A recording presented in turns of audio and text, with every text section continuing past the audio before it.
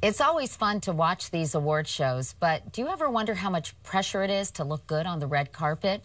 And these days, looking good often means being thin.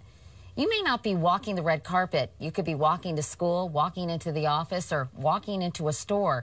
And you've probably felt that pressure too. I know I have. I battled an eating disorder all through college until I was in my mid-20s. And I guess it's not surprising that the average age for the onset of an eating disorder is between 18 and 21. But did you know that girls as young as 5 now start to worry about their weight? As a result of my personal experience, I've always been interested in how we beat ourselves up about our bodies. And I was so impressed at how a 20-year-old star like Demi Lovato has dealt with her struggles so openly and honestly. I'm going to head into the studio to talk with Demi about that. But first, here's a look at her story.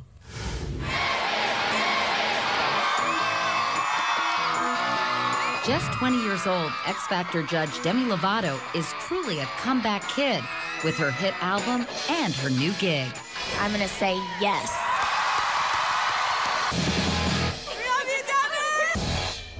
But getting here wasn't easy. Demi's career started when she was just 7 as a pal of a purple dinosaur named Barney. She went on to become a Disney teen queen in the movie Camp Rock and in her own Disney series, Sunny with a Chance. But beneath the squeaky clean image, she was imploding, battling anorexia, bulimia, and self-mutilation. At 18, the pressure was clearly taking a toll. I was performing concerts on an empty stomach. I was losing my voice from purging.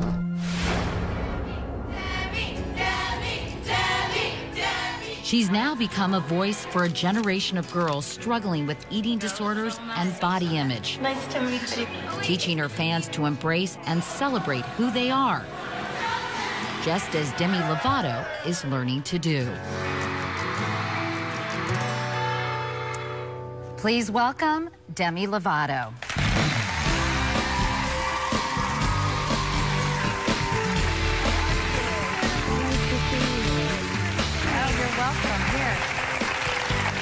Great to see you. Great to see you, too. I love the teal tips. Oh, thank you. That looks so pretty. Thanks. So, first of all, how are you? I'm really good. I'm awesome, and thank you so much for having me. Well, I'm thrilled that you're here. And, you know, I've admired so much, Demi, the fact that you've been so open and honest with your fans. And I think you've given them a lot of leadership and understanding of some of the issues that they're privately struggling with and don't want to talk about. Thank you. When did you start to feel uncomfortable with your body and start to have body image issues? When I started to have body image issues, I remember being 3 years old in a diaper and rubbing my hand over my stomach and just feeling like, I remember thinking in my head, I wonder if one day this will ever be flat. And at 3 years old? At 3.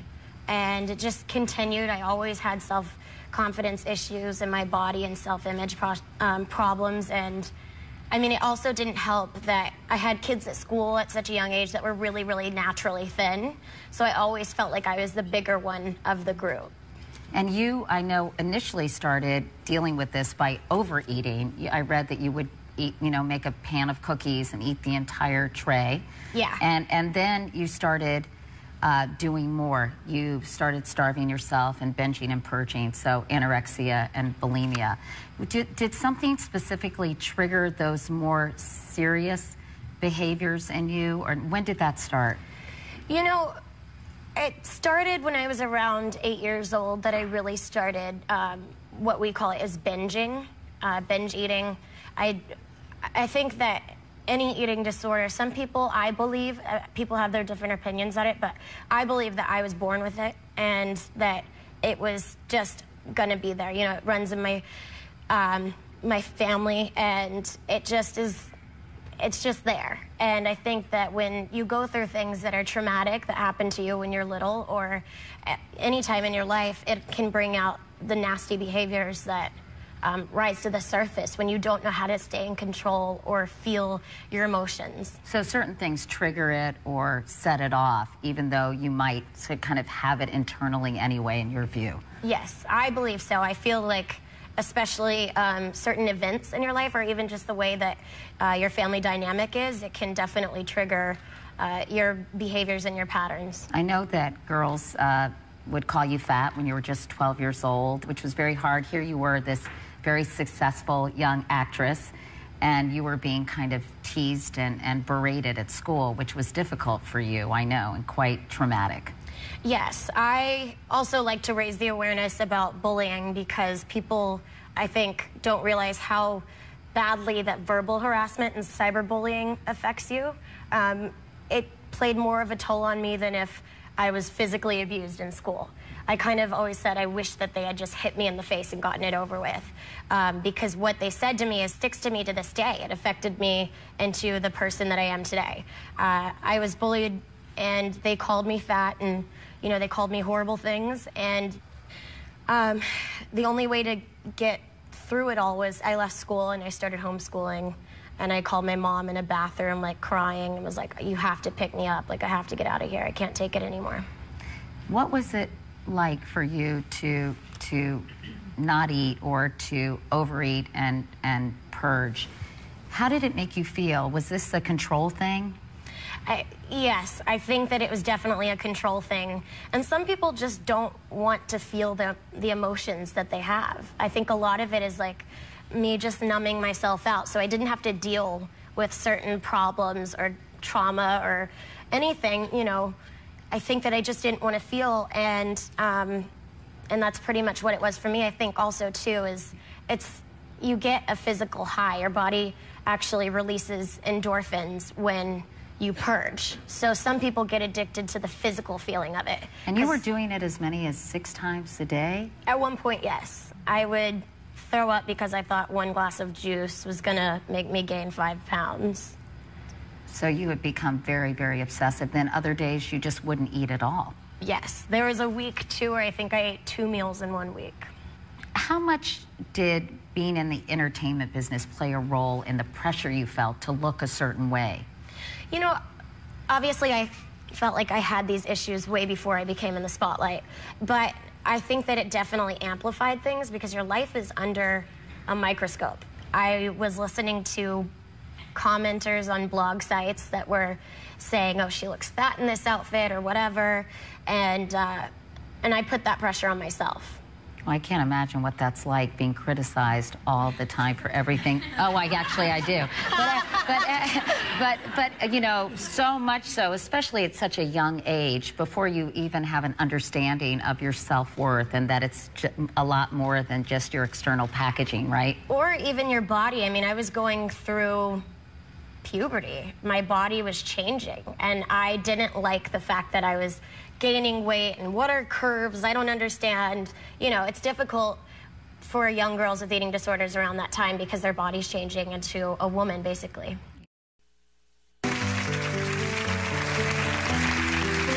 And we're back with Demi Lovato. Of course, realizing you need help is the first step to getting treatment. Yes. I know that there was an incident that made everyone around you say, enough is enough. I mean, you were kind of spiraling out of control, weren't you? Absolutely. Tell me what happened. What happened was, I made a huge mistake, and I ended up hitting one of my friends. Who was a backup dancer, Who was right? a backup dancer, yeah. And I felt horrible. I wasn't really in control of my emotions at the time. I was just out of control. And there's no excuse for it. But, it definitely showed everyone that I needed to get help. And I think 2 days later, I was checking into rehab. You went to an inpatient facility in Illinois, and it was very strict. I know that you weren't allowed to go to the bathroom by yourself. You couldn't have razors there at all. I mean, it was very, pretty fuzzy legs walking around there. But tell me about what that treatment was like and what it did for you. Treatment was so difficult at first. I remember walking around saying, I'm in prison. And they needed to have those strict rules in order for me to understand how sick I was. I wasn't allowed to use the bathroom by myself. We had specific phone times. There are tons of things, you know, you're not allowed to have certain hair products or whatever that you could injure yourself with or possibly drink. And you were stripped of a lot of things. I also had somebody watching over me every single time I ate.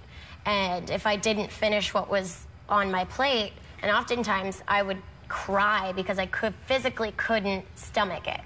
And if that happened, I would have to, you know, have little consequences, nothing horrible, just like not being able to go to the cafeteria to eat. But what did you learn about yourself, Demi, that pulled you out of this terrible situation, this self-loathing, this punishing of your body that you had been a part of for so many years? I mean, something must have clicked.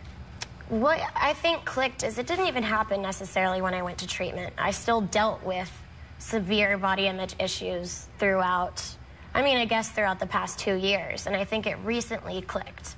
I've been getting used to the changes in my body. When I got out of treatment, I gained about like 30 pounds, and my weight just fluctuated a lot. I was trying to find out what its natural weight was, and I had a really hard time dealing with it.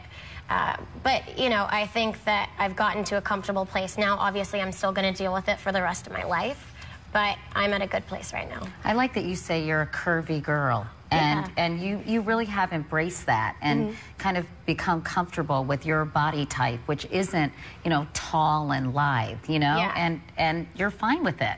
Absolutely. And you're a beautiful young woman. Thank you. Really. Thank you.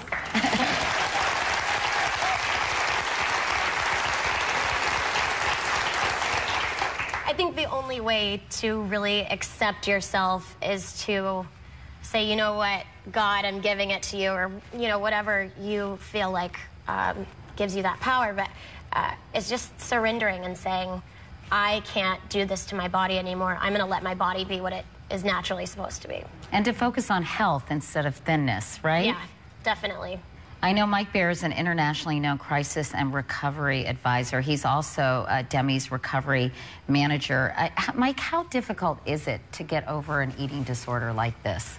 I think it's very challenging unless the whole family is really willing to participate in their daughter or their son's eating disorders. So I think that I've worked with a lot of women who have gotten over it. It's a very tough thing, but if they get the right help, they can have a better life and not live in the obsession of, you know, self-hatred or self-harm or whatever those are, as you see with Demi. Did your family get involved? Your mom, was she supportive? The people around you supportive as well? Absolutely. You know, I was saying earlier, it's not just a disease that one person of your family member suffers with. It affects your whole family. So really, it's a family disease. And it has to be fixed with therapy sessions. And so they know how to handle it and what to say and what not to say, and just be there for me. Mike, you know, for parents out there, they may wonder, well, how can we create an environment where we can develop a healthy relationship with food, not only for ourselves, but for our kids? Right. What would you recommend families do? I think it's important for families to get together as a family and treat everyone with respect, have healthy food in the house, everyone getting together and having open dialogue.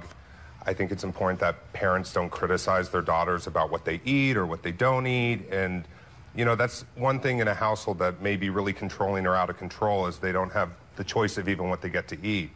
And I think, as you know, being in the media and coming back to your home environment, you want to come into an environment that's really healthy and happy and everyone's welcoming. And the last thing you want is for someone to say, Katie, why are you eating the spaghetti? You know, that just doesn't feel good. I mean, that's not enjoyable. I usually say to myself, but that's a whole nother show. Anyway, all right.